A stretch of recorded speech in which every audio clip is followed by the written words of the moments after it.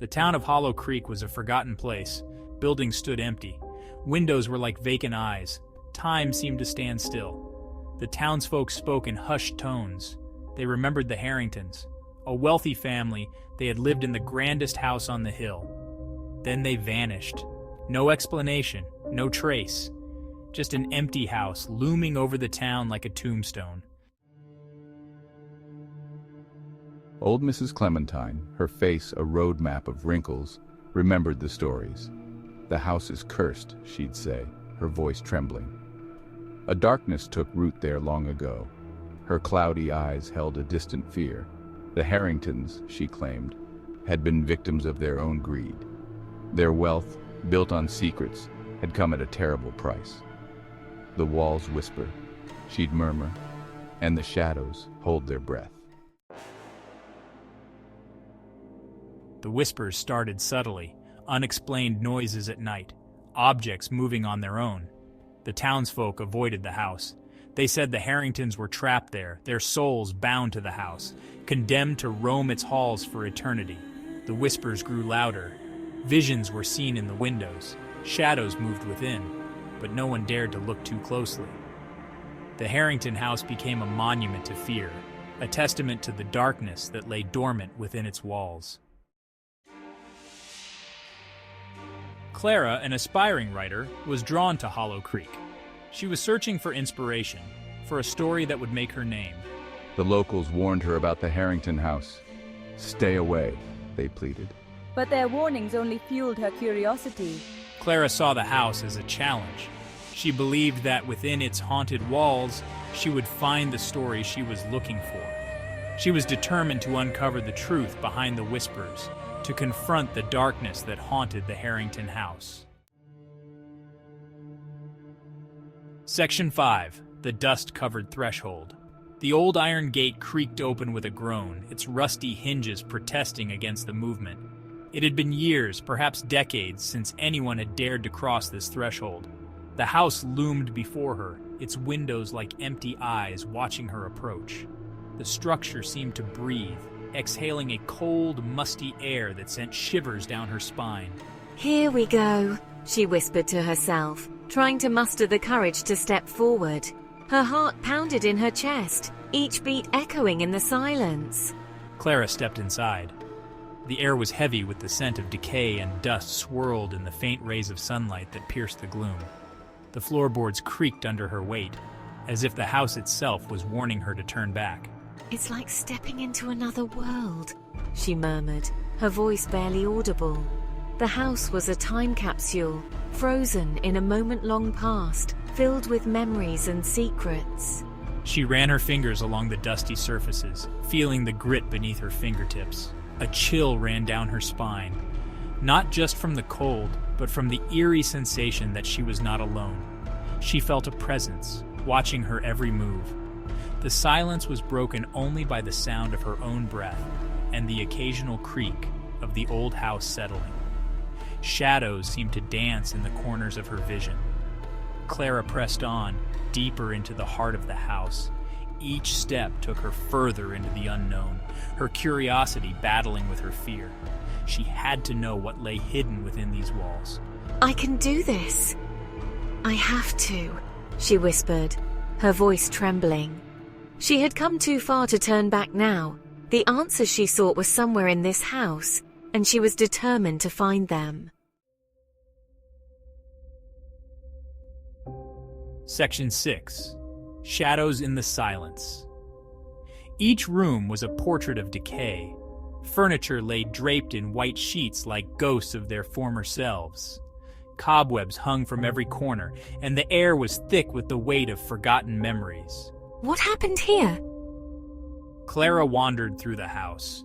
She felt a growing sense of unease. Something was not right. Shadows seemed to move at the edge of her vision. Whispers brushed against her ears, too faint to decipher, but carrying a weight of sorrow and despair. "Is someone there?" Section 7. A cold hand on her shoulder. She paused in the doorway of what was once a nursery. A rocking horse stood frozen in time, its painted eyes staring blankly ahead.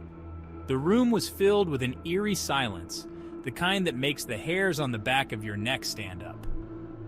Dust particles floated in the air, illuminated by the faint light seeping through the cracked window.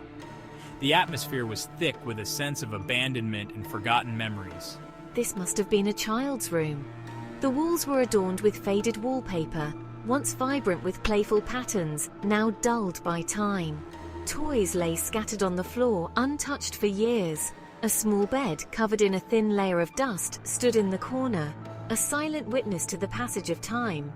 Suddenly, Clara felt a cold hand on her shoulder.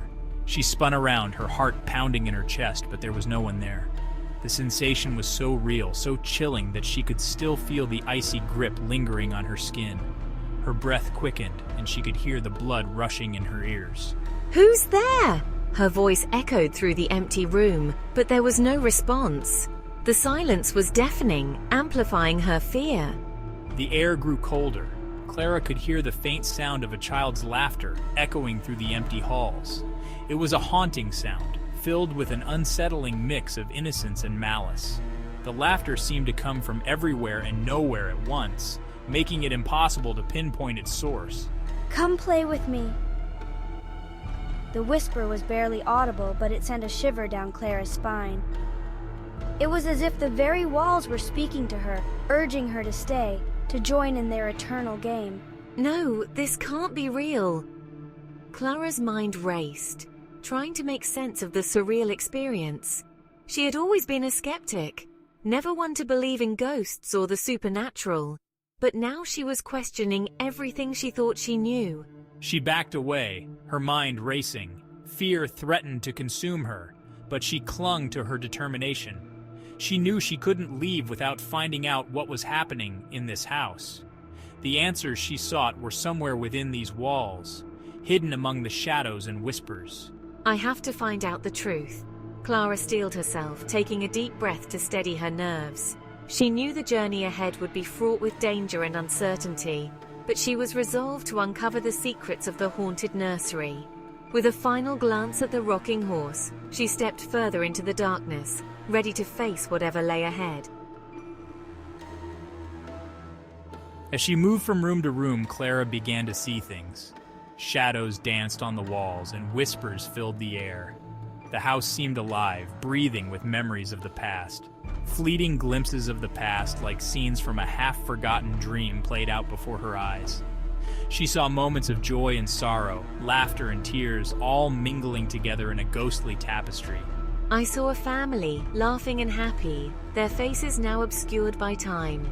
They sat around a dining table sharing a meal, their voices a soft murmur of contentment. It was as if I had stepped into their world, a world long gone. I saw them arguing, their voices raised in anger.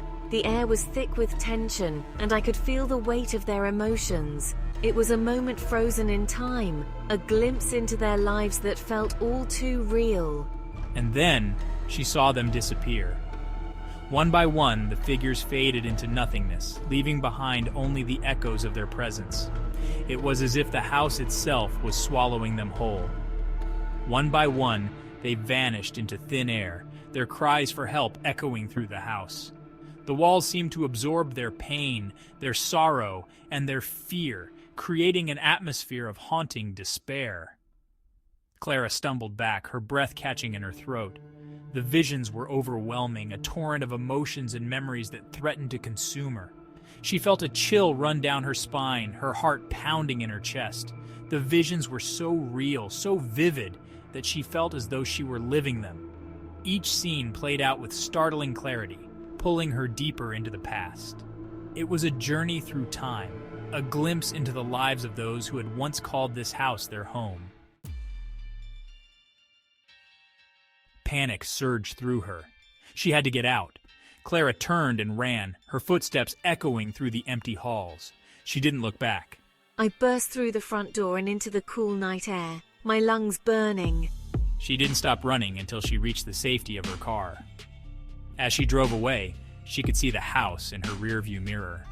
It stood silhouetted against the moonlit sky, a dark and menacing presence. Clara never looked back.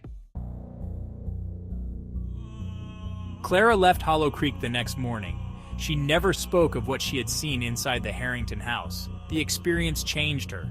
The shadows of the house followed her, whispering their secrets in her dreams. I poured my experience into my writing. My stories, once filled with light and hope, now dripped with an unsettling darkness. Clara became a successful writer, but she never forgot the horrors she witnessed within the walls of the Harrington house. The Harrington house still stands today, a monument to the town's tragic past. Tourists flock to Hollow Creek. They come to see the house, to feel the chill of its presence, to hear the whispers of its long-dead occupants. But the true horrors of the Harrington house remain unspoken, locked away in the memories of those who have dared to venture within its walls. The house stands as a warning, a reminder that some secrets are best left buried, some doors best left unopened.